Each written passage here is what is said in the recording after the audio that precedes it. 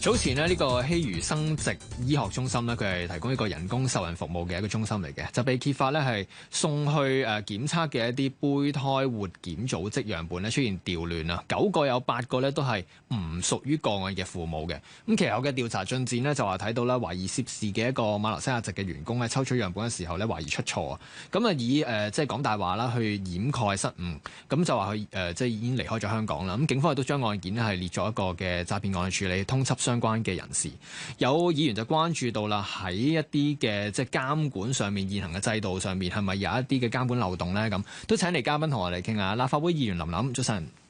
早晨。對於啱啱頭先講到呢一件事啦，你自己嘅關注點或者當中有啲乜嘢改善空間咧？我覺得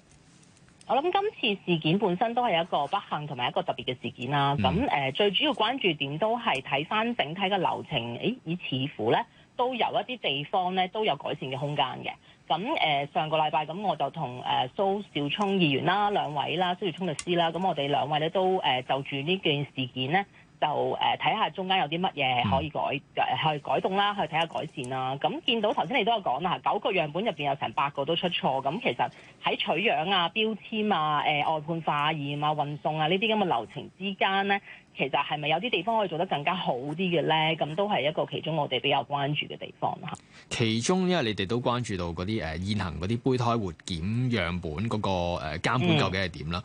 初步即係當然可能即係中間有啲位要可以再做得好啲咧，個監管方面。但係你有冇都睇到有邊啲位喺個過程入邊係真係有啲漏洞嘅咧？又其實咁樣嘅，而家咧嗰個 centre 本身就係受呢個普通嘅呢個叫做 centre 嘅一個管制啦。咁其實而家睇緊係有2套法例咧係包住呢啲咁嘅 centre。第一咧就係一個佢哋自己嘅叫做我哋頭先講話日間醫療中心嘅一個叫做633章私營醫療機構條例下邊就幫住佢哋啊，佢哋應該要點樣去做事啦。另外咧就係人類生殖科技管理局佢下邊有一個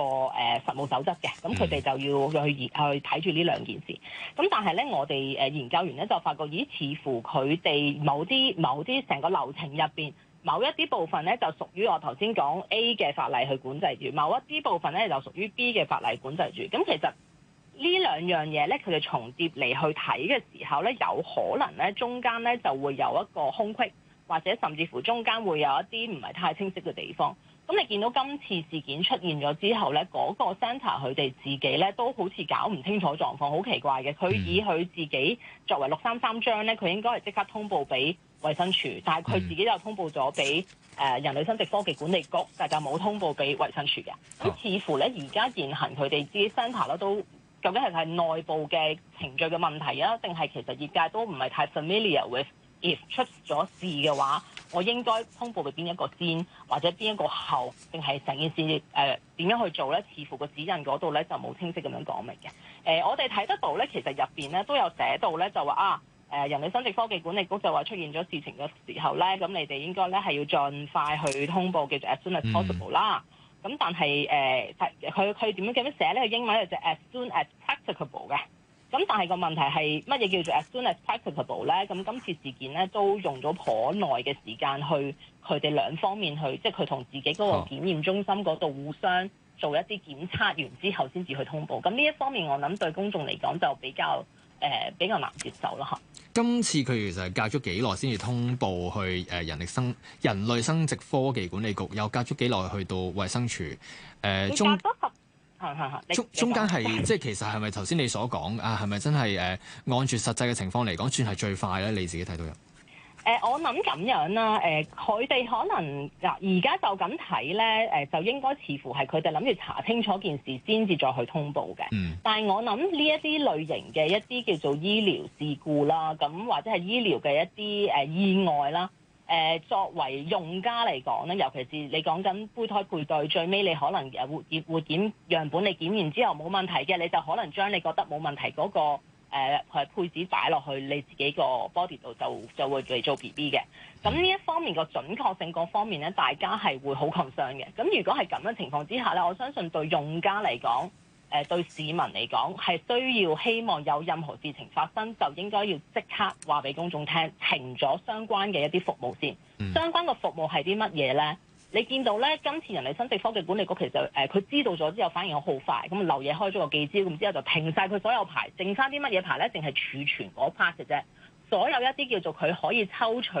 佢嘅精子卵子樣本啊，擺落去嗰啲全部停晒嘅。咁我頭先講緊就係要買時間去做翻中間嗰度啦。delay 咗嘅日子係13到22日，咁就問題就係出現喺如果我呢13到22日之間都有人做咗呢啲程序，咁佢咪相對嚟講比較無辜咯。咁我哋就希望喺整體流程嗰度寫得清楚啲，咁希望咧呢一方面咧係可以即時可以叫做停止咗佢相關嘅一啲牌照嘅執行啦，然後再去查嗰件事，相對嚟講就會容易令公眾去接受咯。頭先講嗰個就係通報人類生殖科技管理局啦。其實衛生署另一個規定咧就係話，日間醫療機構咧，若果有發生重大事件咧，係要24小時情報衛生署署長嘅。呢個有中間有冇啲咩灰色地帶或者唔清楚嘅情況呢？呢個其實好清楚，但係就唔明點解個 centre 就冇報道，因為佢自己就係受633章私營醫療機構條例下邊一個叫做日間醫療中心實務守則去規管佢嘅，就係你頭先講嗰個喺識別咗有重大風險嘅時候，就要24小時通報啦。咁4個禮拜內仲要俾詳細報告添。咁但係個問題，當時佢哋點樣發生緊啲咩事？點解覺得淨係需要通報俾人類生殖科技管理局呢？咁呢一度呢，就可能要到時即係單 case 查出嚟先至知道啦。但係好似我哋頭先咁講，唔係想特別評論嗰個單一事件，但係希望如果呢啲操作起上嚟會有可能出現呢啲咁樣嘅問題。包括你頭先所講有一位員工佢可能撈亂咗，佢係有機會將一啲撈亂咗之後，仲可以用大話去冚嘅。咁係咪監管上係咪我哋希望要用兩個人叫做即係兩人去 double check 嘅情況之下嚟去做某啲程序咧？整體程序邊個位有漏洞咧？我哋都覺得係需要去檢視翻成件事嗰個準確性。不論係針對頭先你講嗰個譬如監管嘅範圍啦，或者成個通報嘅機制啦，你自己覺得係咪喺嗰個人類生殖科技嘅條例上面，而家要做一啲嘅檢討咧？都覺得都係嘅。其實睇翻啦，我哋記者會嗰度都有提到嘅。其實最近嗰5次嘅一個例嘅一啲改動啦，除咗我之前一路跟進緊，希望將處卵即係配子啊、胚胎10年個限期remove 咗佢之外咧，其實都係一啲恆常性嘅叫做 administrative 嘅一啲改動啦，包括譬如話佢個局改咗名，咁佢有啲條例入邊嘅字眼要改名，咁但係整體操作上面，包括而家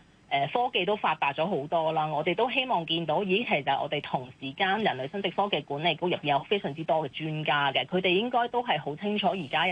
科技進步或者甚至乎周邊國家入邊對呢啲條例嘅一啲更新係點樣？咁其實我哋係咪都可以及時將一啲比較新嘅諗法、新嘅做法，亦都可以做起上嚟咧？包括而家譬如話一啲樣本嘅 tracking 啊，可能會電子化咗，